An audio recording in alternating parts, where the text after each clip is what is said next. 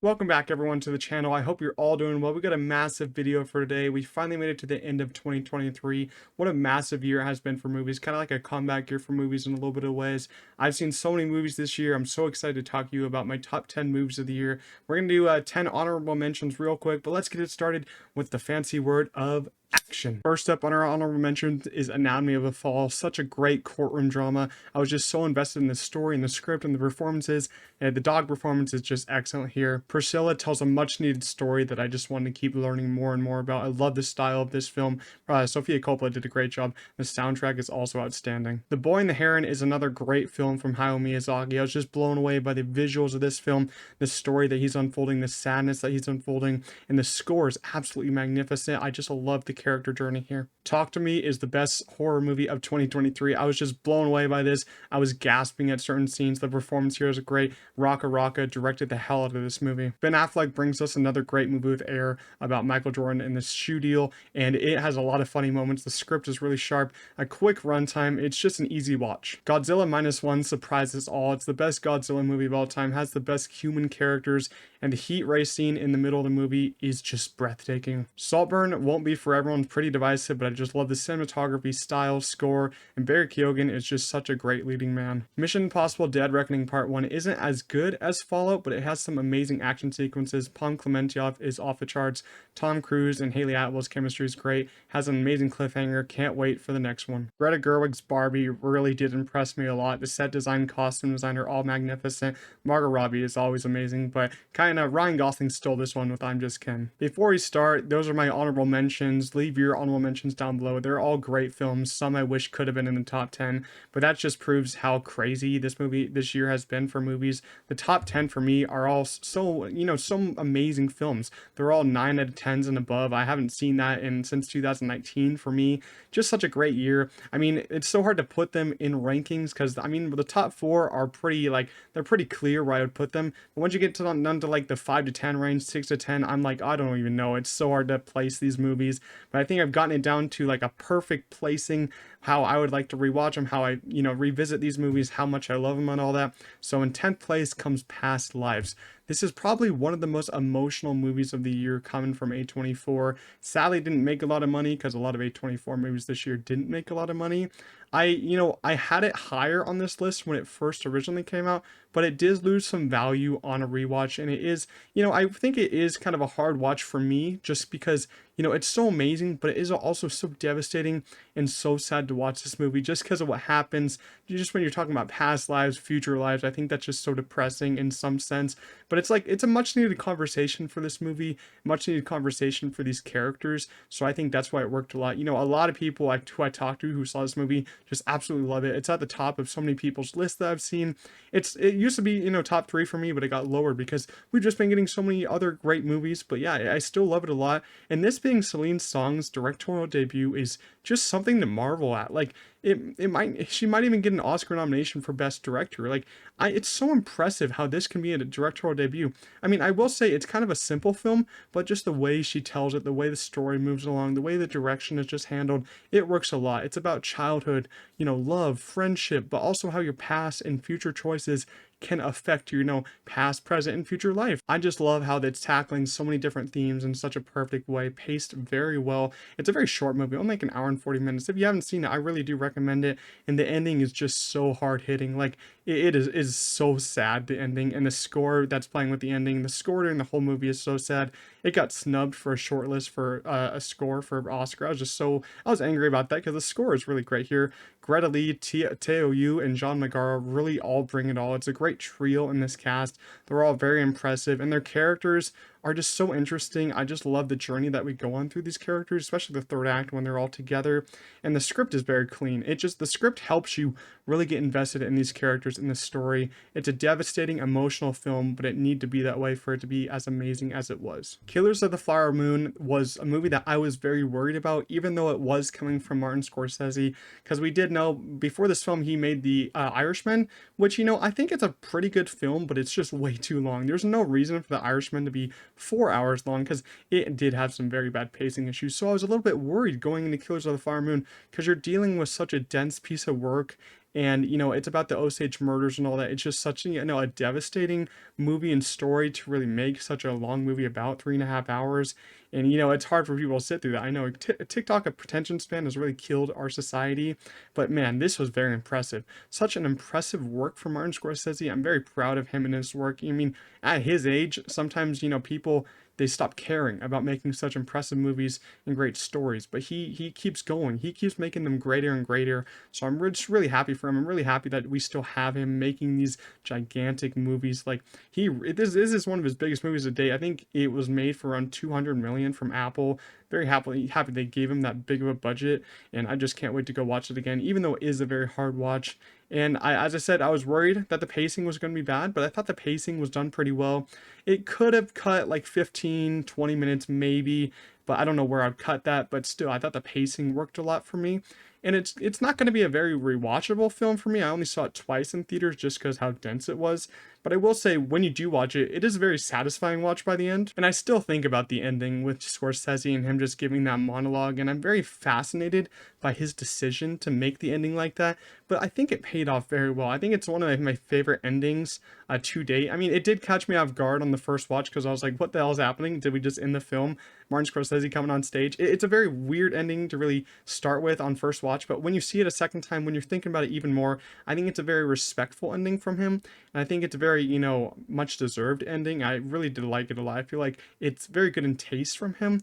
And this movie just feels so real, I would say. I feel like that's what makes it one of my favorites. If your movie feels real, it's just up there for me. Like the sets, the costume design combined with some fantastic editing just make it feel like we're entering this time period where the Osage were just having this huge, all this land, all this oil and all that, and all this, tragedy that happens. It just feels like we're in that time period. You just feel transported in there with these fantastic actors and performances. And I gotta say, huge congratulations to Lily Gladstone for putting in such an amazing performance and effort into this role. I mean, I wish she had more screen time because she is, putting in herself into leading actor category for the Oscar. But it more or less feels like a very high supporting role and a low leading role. So I wish she had more time than Leo did. But with her time that she did have, she gave just a fantastic performance, and it really is paying off for her because she's winning a lot of critic awards. And I will say, this movie just proves again that if you put Jesse Plemons in your movies, you're just gonna have a banger. Like Jesse Plemons, when he showed up, I was like, yeah, let's go. Jesse Plemons is back. I feel like every time I see Jesse Plemons in a movie, just makes everything better. He has his way around him, like his charisma, and just seeing him in a movie just makes everything better. So keep putting Jesse Plemons in your movies, Martin Scorsese, please. It's very nice. And you are really missing out if you don't at least watch this one time in your life. I feel like this one serves as a must watch for anyone. Just, knock me off my feet, and it just full of tragedy, but it's a much needed story to tell and witness. May December focuses on a very tough subject, but also I think included some of the best direction of the year from Todd Haynes, who I've only actually seen 2 movies from, including this and Dark Waters with Mark Ruffalo, which I thought Dark Waters was actually pretty good, but this I think stands on its own as such an amazing film from him. I really do want to watch his other films to see if they're all this high quality. I was actually really sad that this was a Netflix film because I would have loved to see this in theaters. And as I said, it's a very hard film to watch at times, a very odd film to watch at times, just because the subject matter here. I'd love you guys to kind of go in kind of blind with this, because it does catch you off guard with how funny it is at times. Like, it's going for, a dark comedy kind of moment. It's less, comedic than serious, but it does have one scene that just makes me laugh every time I think about it. There's a hot dog joke in here that just it's oddly just so funny, even though it's not supposed to be that funny, I don't think. Like, it's just the cut that just makes it so funny. I also love the score in this movie. There's so much piano, and the script is just flawless. I think I think the script just pays off if you have a script this well. But I love the score. Sometimes the score just comes in during the most awkward moments. I thought that was really funny too, but I think that's actually much needed because the score is kind of, not there sometimes, but when it comes in with the piano, I love when it came in. And it's another great trio of performances with Charles Melton, Natalie Portman, and Julianne Moore. It's kind of funny. The best movies of the year are filled with like trios. You had Killers of the Flower Moon, you have this, and you have all these other movies with some great trio performances. More we'll get to even after this. And Charles Melton, really, what a upgrade for him. He went from Riverdale to an Oscar-worthy movie. I mean, Riverdale was okay the first 2 seasons, then just went off the rails. They're going with like superheroes now. It's finally over. But he's now in an Oscar-worthy movie. Just shows, put in the work, you'll finally get rewarded for it. He's hopefully going to get an Oscar nomination for this. It's a very subtle role for him, but I think it pays off. It's also very moving to see his character goes on this journey. Natalie Portman and Julianne Moore both have many Oscar scenes in here, have some very big moments, but they're already like, critically acclaimed, actors. But dude, the performances in here are great. The scenes are great. And Natalie Portman has one huge monologue in here facing a mirror at the end of the movie. Just left me speechless. Like, I didn't even know how she did it. She just did so good. I think this is her best performance since Black Swan. Might even be better than Black Swan. Julianne Moore has some funny moments, but she's kind of like the most evil character in the movie. It's a very surprising movie. I wasn't expecting this to be in my top 10, but I absolutely loved it. I loved every single moment here. And Charles Melton, he's going for the Oscar nomination. The Holdovers is coming in the 7th place position, and it's going to be a new Christmas tradition kind of rewatch for me. Every December, I'm going to put it on multiple times. I already saw it this year like 3 times, 4 times, I forget, but it's just the one that I want to go back to every Christmas because it just has that great Christmas feel that you're looking for. And this one I was able to see early, and it surprised me so much. Even when I saw it in October, it still kind of just made me want it to be Christmas, got me in those Christmas feelings even all the way back in October. Kind of weird how they released it, November-esque. They should have waited till December, but I was just still blown away by this movie. And it's coming to Peacock very soon, probably by the time I've uploaded this. So if you haven't seen it, do yourself a favor and go watch it. Watch it with your family. I think that's the best way to watch this movie. I think a lot of older audiences are really loving this. A lot of families are going to go see this. So it's just one that I think everyone will grow up to love in, certain ways, be a big, Christmas tradition for everyone. And Alexander Payne directed this movie, and he went from downsizing to making this. So it's kind of like we're witnessing a big comeback for him. I've only seen this movie and Downsizing, so I can only really compare this to Downsizing. And this is so much better. It works on so many different levels. Downsizing is such a weird movie. I kind of recommend that one just because it's so odd. This one is a more, realistic film, more human film. You can actually see these things happening in life. And I will say, it might be Paul Giamatti's best role, best performance, just because how funny, but also how, heartwarming, heartbreaking his character journey through this whole movie. He starts out as an evil guy, then you just, you get to know him a little bit better throughout the film, so you get to like him even more. And he, is with Dominic Sessa's character, the student, the whole film. And this is Dominic Sessa's first movie ever, and he almost basically stole the show. He stole the whole entire movie almost, because he gave an astonishing performance. It's like an Oscar-worthy nominational performance, I think, from him. He's not going to get in, I don't think, because the supporting actor category is so packed, so he's not going to get in. But if it was like 2020 and this got released, he would easily get in and maybe win. Like, it would be insane if he won, but he's going to have a great career after this. Hopefully he gets a lot of roles after this one. Devindra Randolph is just spectacular. She's my favorite to win the best supporting actress performance because I think she just stand out the most. Like, I saw The Color Purple, and that one's good, has a lot of great supporting performances, but I thought Devindra Randolph here is, her character also has a great story. I feel like every single character has a very emotional story that we all, grow to love them all in this. So I really did like the writing in here because everyone has their own development, and sometimes you don't see that. You have a trio of actors and some characters get underutilized, but I think everyone here gets utilized in multiple ways. That's why, I don't know, this year just feels like a trio of actors in a movie, and if it's written good, it means it's going to be one of the best of the year. And I just love the feel of this movie. It feels like, it just feels like it's been plucked out of that time period, and we're just going back in time and watching a movie in that time period. That's how it feels. The camera work and editing and, the fades just feel like exactly from a movie from that time period. And the Christmas and snowy feelings, as I said, always make me so happy. The way it was shot, so old school. It's just, a film that can make you happy during the saddest time. Watch it when it's snowing and all that. It's just terrific. And I would really love if, it would be interesting to see Paul Giamatti maybe won the surprise Oscar, but he's definitely getting it nominated. I thought the performances here and just the writing and feel of the movie were excellent. The Iron Claw is a late addition to this list. That was like one of the major last movies that I was able to see because A24 released it so late. And I will say that is a flaw with this movie. A24 released this one too late. They put all their luck into Past Lives, and hopefully that does well for them. But I feel like this one is even better than Past Lives. I feel like this one should have been released, I wouldn't say summer. I think that this one should have been released in November or October. This would have been a very good Thanksgiving film because I'm worrying about this one for Oscar nominations and all that because it just got released so late. At the end of the year, I don't think a lot of people are going to be watching it, but I do recommend it a lot. It's 100% the most emotional movie of the year. And it's my favorite A24 movie of the year. Yes, beating Past Lives. I just love it more than Past Lives. even though it's more emotional, I just love this story here. I didn't even know much about the Von Erich family and story before watching it, but now that I do, it's just so heartbreaking. I think this movie will make anyone shed a tear. I will say this, Zac Efron, I think he deserves an Oscar nomination. He deserves to be in that top 5 just because of this huge role for him. I've never seen him in a role like this big, this dramatic before. He went for it all. He got in shape for this role. He's doing some great promotion for this role, which should help him out just a little bit more. And it is his best performance to date in my eyes. And the last scene with him and his sons in this movie is so heartbreaking. That really killed me. That last scene with him. You're not gonna be ready for it. Just the lines spoken in this film just make you just so sad. They tear you down throughout the movie and just they really make you crumble by the end of it. And also everyone else in the cast is simply spectacular. Jeremy Allen White's also great. They all have their own time to shine in these own particular big scenes, big emotional scenes. And I feel like this movie is perfectly paced. Even though I think it's perfectly paced, I would have easily added 20 to 30 minutes just to connect more and add even more emotional scenes to this movie, just to make the ending just even a bigger gut punch to you. Like more emotional scenes, more fighting scenes would have been really cool.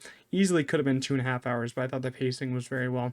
It's such a compelling and interesting story with an awesome soundtrack. And I'm not even a big fan of wrestling. Like, I don't watch wrestling, but this movie and how they acted it out, how it's shot, just made me want to watch wrestling even more. I thought it was really cool. I feel like this is a must watch film for everyone this year, even though it 100% is so goddamn emotional. In fifth place, right in the middle, comes Guardians of the Galaxy Volume 3. You probably are all like, what the heck is this guy talking about? Guardians 3 in the top 5, Overkillers of the Flower Moon. And I'm just going to say subjective. Film is very subjective, and this one just hit me very hard. And it's just one that I can rewatch a lot. Because if I can rewatch a movie a lot, it's going to be closer to the top of the list. This is James Gunn's swan song for the best family and team in the MCU for me. I was just so excited for this movie. I mean, I did trailer reactions for this movie. The trailers got me emotional. The trailers just led you for this epic conclusion with the Guardians family. I really love how it ended, and I cannot wait to see what James Gunn does with the DC brand, Superman Legacy. Hopefully he cherishes those characters as much as he cherishes these people. He even talks good about them even more. He says he can't wait to go see them in more other movies. I mean, I'm not sure if any of these old Guardians, are going to show up in any other Marvel movies. In some points, I feel like maybe I would be happy if they did, but other points I'd be like, their stories are over. But we do have a new Guardians team in the post-credit scene. We do have big Groot now, so I would actually want to see that. And I just love these characters so much. And it's through these 3 movies, you just really do begin to love this family. They become a family more and more each movie. And the Guardians movies are easily the most rewatchable in the MCU, I'd say, except for, the Avengers movies are rewatchable. This is now like my favorite or second favorite MCU movie of all time. It's like it just fights with Infinity War for the #1 spot. It's emotional, well shot. The VFX are some of the best I've seen from Marvel in quite some time because they actually gave their workers time to actually finish it. So it's great. The soundtrack is perfect. I couldn't even talk about the soundtrack. It's so much. It's a soundtrack. I just loved it so much. The High Evolutionary is one of the best Marvel villains. He's pure evil and just a perfect villain for here. And I will say there's so many standout scenes in here. Like you have the hallway fight, that almost like kind of one-shot fights with No Sleep Till Brooklyn playing. Such an amazing scene. I absolutely just was so giddy during those scenes. Dog Days Are Over scene was a very emotional scene, but it worked so well. It fit there. And the whole Orgo Corp scene, that weird planet that we were on, I love that a lot. I think the soundtrack, though, really does help these movies a lot. And how James Gunn picks the song really well, how he has his different character moments with these songs work so well. And I also love the new costumes. I love kind of like comic accurate costumes a little bit. Still, I did wish that Star-Lord got his mask, but you got to live with it. And I will say the movie gets better every time I watch it. It's one of those Marvel movies that I just love so much because you have the team, you have the characters that you love, but you also have an amazing soundtrack, you have amazing emotional moments, and you just have such well-directed action VFX. And I'm actually interested this will win for VFX. I think it should because it is the best visual effects of the year. Coming in 4th place is John Wick Chapter 4, double fours, I would say. Yeah, this one has been at near the top of my list for like the whole entire year. I saw this one in March, I think. I forget when this came out. I think it came out in March, April. I still remember when I saw this in a movie theater. I saw it in IMAX the first night it came out. Audience was packed, but my audience was just loving this whole movie. It's one of my favorite movie experiences of the whole year. Like, you have these scenes in this movie where John Wick just gets launched down the stairs, where he falls at the building, lands on the car, and everyone just, like, laughs. They're all enjoying it. That's some of my favorite experiences. You can, like, get, mad at the characters, laugh if you're not being annoying in certain scenes. But it's such a wonderful experience. I saw this one about like 4 times in theaters, watched it like 3 times at home. I'm just loving it. It's probably the best action movie of all time in my eyes. I mean, I haven't seen all the action movies. It's kind of fighting with Mad Max Fury Road, but this one just sticks there for me because I love the John Wick movies. I love rewatching them. They're so easily rewatchable. I mean, they have a simple story, but the action kind of carries them.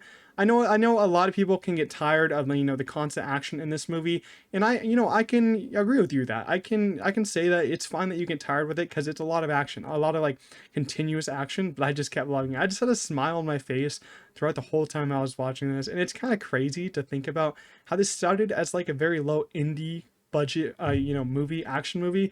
Now it's a huge action blockbuster that had a budget of like 100 million, 150 million, and this franchise is now worth so much money. We have spin-offs now. Getting a ballerina movie with Ana de Armas coming next year, I think. Supposedly they're making a John Wick 5, even though I'm not really sure if how that's going to work out, because you had a perfect ending here, a very sad ending, but a perfect ending. John Wick 5 still on the table. I don't really know if I want it, but if the action's better, I'll take it. But this fourth chapter felt so upgraded in style. Just look at the cinematography and the use of colors in this movie. It just hits on every single level, and it's like heaven for my eyes. I swear, I love the colors that they use. I love just the direction here. And there are like 3 main action sequences that all last for over 30 minutes. I'm like, God, I'm in heaven right now. When I was watching it, I was like, what am I watching right now? I just lean over my friend every 5 minutes, and I'm like, is this like the best movie of all time? Like, I swear. And I love how we get to celebrate the stunt work and direction that goes into these huge movies. And Keanu Reeves, of course, does amazing. He's probably tired as hell. Like, after 4 of these movies and the action in this movie, he's probably just still napping after this movie. He's probably so tired. But if you're being honest here, this movie deserves to be nominated for at least a couple of Oscars, but it's not going to, because it's, an action movie. It's really just, they don't really reward movies like this, like they hardly reward animated films. And it's, as I said, probably one of my favorite movie experiences of all time. Bill Skarsgård and Donnie Yen killed it so much, and they were both such badasses, especially Donnie Yen. When he had that one fight in the kitchen where he just like loaded up his fists on this one guy, I was like, oh my God, someone stop him. He's just going too hard. It's kind of funny though, he's played 2 blind men in these big movies, in the Star Wars movie Rogue One, now this. I guess that's just a role for him to play. And I just think about this movie every single day. Some specific scenes from it that I just love are the overhead scene in that one building with John Wick using the fire shotgun. And everyone agrees that scene is like one of the best scenes of the year. The stair fight when John Wick just gets thrown down the stairs, he falls down all flights. It's funny, it's stupid, but it works. And especially the scene where he falls out of the big building, lands on the truck. You're like, how is this man still alive? But you just got to dig into it. You got to really get in that mindset. He's wearing the bulletproof vest. Come on. He's not going to die. And the nightclub scene is also one of my favorites with, the big guy in there. I thought that was great. Just the music playing overhead, the cinematography, lighting of that. And just, I can just put this in the background and I'll just always tune into it. It's perfect. It's just my new favorite action movie. Spider-Man Across the Spider-Verse comes in at 3rd place. You're probably like, whoa, 3rd place, too low for this one. But I will say, 3 through 1 is like all perfect movies for me. I will say that John Wick 4 is also pretty perfect. But I will say 4 through 1 are all 10 out of 10s for me. They've all entered my favorite movies of all time. So this 3rd place is not bad. 3rd place is great for this movie. But I will say that I think that 2nd and 1st place are better in quality than this movie, even though it's Across the Spider-Verse. Come on. We all remember where we were when we first watched it. We all remember what happened, how we were feeling after that ending. It's a terrific film. No words could describe how good this movie is. It's now probably my favorite animated movie of all time, beating the first Spider-Verse.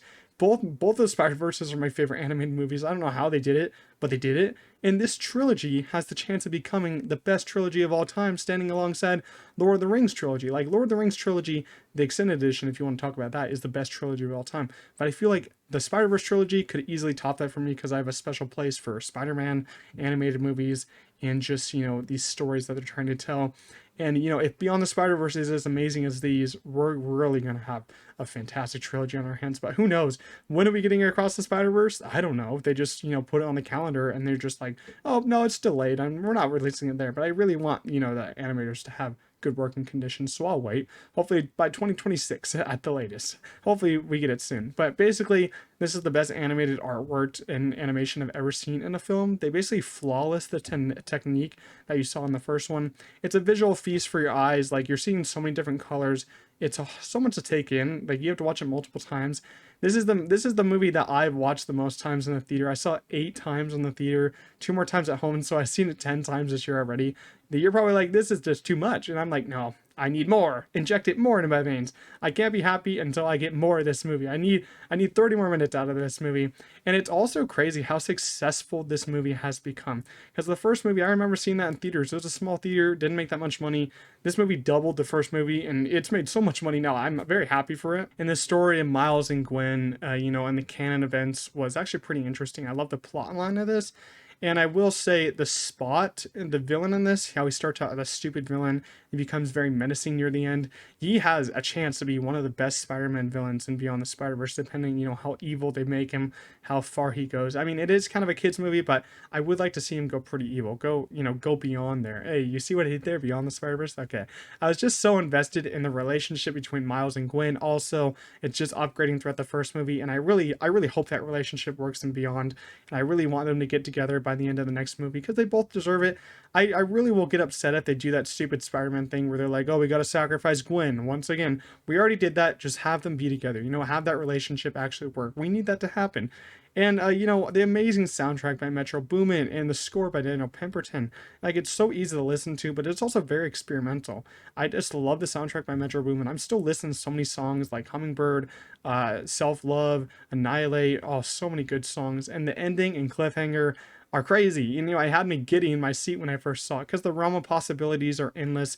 Because you have Prowler Miles there, and you had the Into the Spider-Verse team coming back. It all just felt like a dream. It didn't feel real. But all I know is that I need Beyond the Spider-Verse right now. Second place is Oppenheimer. This was my number one movie of the year for so long.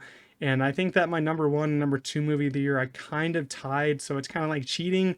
But I do like the number one movie a little bit more because I feel like it works for me. And I feel like as a person that likes a lot of style in their movies, I will say number one, it's a little bit better for me. But Oppenheimer at number two is nothing. It's nothing bad. This movie has been my number one for many months. It got pushed number two. That's fine. It's still a terrific movie, and it's one of the best movies of all time I think I've ever seen. It's probably my favorite movie experience of this year. Just watching this in IMAX with a full crowd was intense. It was a very realistic experience, I'd say. And we've all had these issues, I'd say, with going to a theater, being with annoying people in your theaters, them being on their phone, them being talking during the movie. But when I say I saw this opening night in IMAX on Thursday, no one in my theater took out their phone once. No one was talking. Everyone was leaning into the movie, and I've never seen that before. Like, growing up in this society where everyone uses their phones, I've never seen people lean into a movie that much, be so engaged to a movie, especially a 3-hour biopic. That just shows you how well Christopher Nolan directed this. It's his magnum opus, and it feels like his most important work and recognized work yet. It's just insane. I don't think he's going to be able to make a movie at this level ever again, but he's done crazier things. He's probably going to do it. We all got to just wait for it. I saw this one like 5 times in IMAX, and it was the only way you should have experienced it because it has that IMAX ratio, and IMAX ratio makes it a huge game changer, especially if you have the real IMAX screens, like the biggest ones. I don't, but I still get the IMAX ratio scenes in mind. And when you have someone like Hoyte van Hoytema shooting this movie, making the IMAX screens even cooler, it's basically a necessity to watch this on the biggest screen possible. And this movie almost made $1 billion, which is kind of unheard of. I mean, Barbie kind of helped, but this kind of helped Barbie for the men to go see that, for the women to see this. So they kind of both helped each other. This is going to make $1 billion by all the re-releases that happen. I can't wait to go see it again when it re-releases in IMAX. I think they said it's going to re-release in IMAX in January, so pretty soon. And this is paced super well for a 3-hour biopic. The score is transcending. Huge props to Ludwig Göransson. I bet he's going to win for best score for this. I'm really excited to see him win for this. Every scene in this movie is like a masterpiece unfolding. The Can You Hear the Music scene just plays in my head all day. I love that piece of music. I love that scene. The Trinity test scene almost killed me in my seat. I swear to God, I almost had to leave. I was like, I'm getting goosebumps. My heart is beating like 200 beats a minute. I was not prepared what was going on here. And the gymnasium scene was also so well directed. I think that Christopher Nolan needs to win the best director here. He's got snubbed so many times, and the ending was just unforgettable. I mean, I can't understand how someone could call this boring or a bad movie. If you had a bad attention span, just say it, because this movie is not boring. It's truly a masterpiece. Poor Things is my favorite movie of the year. I will say, yeah, I'm a very, stylistic person. I love style. I'm a very weird person. I can admit that, and this movie is very weird. So that's why it's on my number one movie of the year. But we're gonna talk about it even more. I cannot wait to talk about this movie. Finally out. I've been waiting for this movie for so long. It's one of the last movies I was able to see in theaters, and it was one of my most anticipated of the whole year. It's crazy how, as I said, four of my top films are like all 10 out of 10s. And there's just been so many great movies this year that I've just loved. It's such a great year for movies, such a great comeback year. So hopefully 2024 is even better, or 2025. Yorgos Lanthimos directed this movie, and he is easily becoming one of my favorite directors because of how he has such an interesting approach to his movies, and his weird style works so well. It's very weird, but I feel like it's also pretty accessible. I will say this is his most accessible film yet, but also The Favorite's also pretty accessible. I feel like his least accessible films are something like The Lobster or Killing of a Sacred Deer, because they are pretty, interesting. But yeah, I feel like this one's pretty accessible. It's like a female Frankenstein story, and he said he's been trying to make this movie for so long, but he didn't get, the rights from it from the author, but he finally was able to make it. So I'm very happy that he was, because it's the best film of the year, for me at least. And if you're a whiny person and a sad person, you hate sex in movies, you're gonna hate this movie. But also, why hate sex in movies? It's part of life. It's part of life. I don't really know why you wouldn't like it in your movies. It's fine to have it in your movies. And there's a lot of furious jumping in this movie, so watch out for that if you hate it. And it's definitely the most creative and original movie of the year. Even it's weird to say that though, because it's an adaptation of a book. It's based off a book, so it's weird just how it's say it's very original, but it is. It's an original movie because the book is so goddamn original. The book is so weird. I read some of the book before going into the movie because I didn't want to spoil myself. But when you're reading the book, you have to go back a little bit because you're like, what? What are they saying? What is this even about? Like, it's so weird. It's brewing with so much style, so much creativity. Every shot has so much to look at. It's so much for the eyes to take in. It needs multiple viewings. I've seen it twice. I'm seeing it again tomorrow. I want to see it at least 4 or 5 times before it leaves the theaters. I cannot wait to own this on physical. It just shows, physical is going to look so good for this one. The costumes and set design here are literally the best of the year. I had Barbie beating it, but I know I have Poor Things beating it. These costumes are so fantastic to look at. Emma Stone wears like 10 different costumes in this movie. They're all so different. The sets feel so real. Like, there's so much detail, as I said, to look at these sets, especially Godwin Baxter's house. His world looks so interesting. You're also living in like a steampunk real world, so some of it looks very real, some of it looks very fake, but it also feels very lived in, which I feel like is very important for a movie to feel lived in, so you can get transported into this world while you're watching. And I really did. And the score here reminds me of Across the Spider-Verse a lot, just because how different it is. Because you get so many, scores in a whole year when you're watching so many movies. Some of the moments just feel so, they all feel the same. Some scores feel the same. This feels like Across the Spider-Verse, feels weird, feels experimental, feels different. So I love how they're releasing that. Cinematography is great. I love the fisheye lens that Yorgos always uses. It's great. And the film is purely a dark comedy. It's so damn funny. Like, I was cracking up so hard with some of the one-liners. Like, you're not ready. Some of the one-liners are super funny. It has my favorite line of the year. I'm not going to ruin it. Rami Youssef says it in Godwin Baxter's house near the beginning. It's very fun. And I will say that, as I said, cinematography is great. It has a mix of black and white and color cinematography.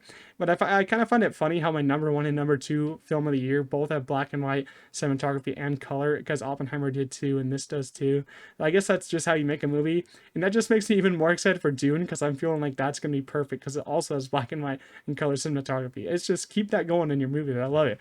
And the ensemble of the cast here is great. Emma Stone brings in such, her best performance to date. It's the best performance of the year in my eyes. It's my favorite performance. Just give her the damn Oscar already. Just give it to her. I swear. I will love if she honestly, I will love if she wins. If she doesn't win, I will probably die because this role took a lot of courage. She was brave in taking it. It could easily kill your career, but she took it and she made it her own, and it's fantastic. Mark Ruffalo almost stole the show just because how funny and audacious his character is.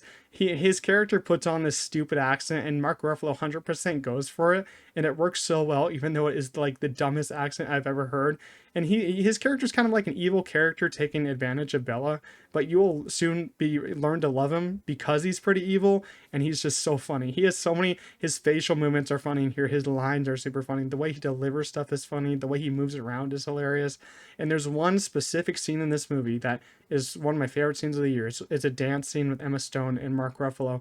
Simply just one of the best scenes of the year, and just the score behind it's great. Just I don't know. Yorgos Lanthimos likes weird dances because if you've seen The Favorite, there's a weird dance in there, and this is even weirder. But I feel like he's just keep including weird dances. I think it works for him.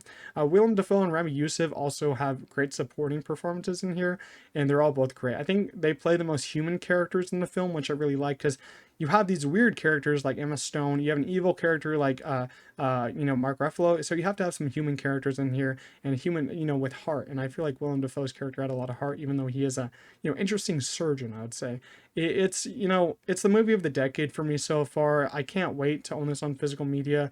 Can't wait to see it more times. I do recommend it, even though it is pretty weird. You got to get adjusted to it a little bit. But I do say, if you want to go watch this, I would say, watch, a Yorgos film before this. Watch one or two. I would say, watch like The Favorite before this, or watch The Lobster. Those will get you more prepared for the style that you're going to witness in here. But the style is perfect for me. So Poor Things is my number one movie of the year. I'm very thankful for all the movies that got released this year. It's been, all good and bad movies. I'm thankful for them. I get more entertainment to watch. I've seen so many movies, over 200. And I'm thankful to all the people that put their hard work and spent their time into making these movies. It doesn't matter how big or small your role was. We all thank you for putting in your work, because I know some of you guys are that make these movies are visual effects artists, animators, editors. You have a hard schedule. You work so many hours. Very thankful for the time that you put into these movies, especially the best ones. They're all very great. And it's been an amazing year for me. Watching these movies is the best year since 2019. Might even be better for me. Leave your top 10 down below. I'm very interested to see what your top 10 is. Could be different than mine, could be the same. It's okay. We all have subjective opinions. I want to talk to you guys about these movies. And this was, a very special year for me because it was my first year doing YouTube, having a YouTube review channel, talking to movies, talking about TV, doing reactions. And we built an amazing community so far. I can't wait to see what happens in 2024, how we can build this community, how we can make everything more special, how I can communicate with you guys anymore, and just to build this channel even more. We're almost at 500 subscribers. We're getting there. My goal for next year is to get to 1,000. Could be pretty awesome. But man, thank you guys for all the support. It's really helped out a lot. I'm just having a great time doing this. But as I said, leave your top 10 down below. That's all for me with this top 10 video of the year. Leave a like on this video if you did enjoy. Subscribe to the channel. As I said, we're almost at 500 subscribers. And I'll see you guys in the next one. Peace out.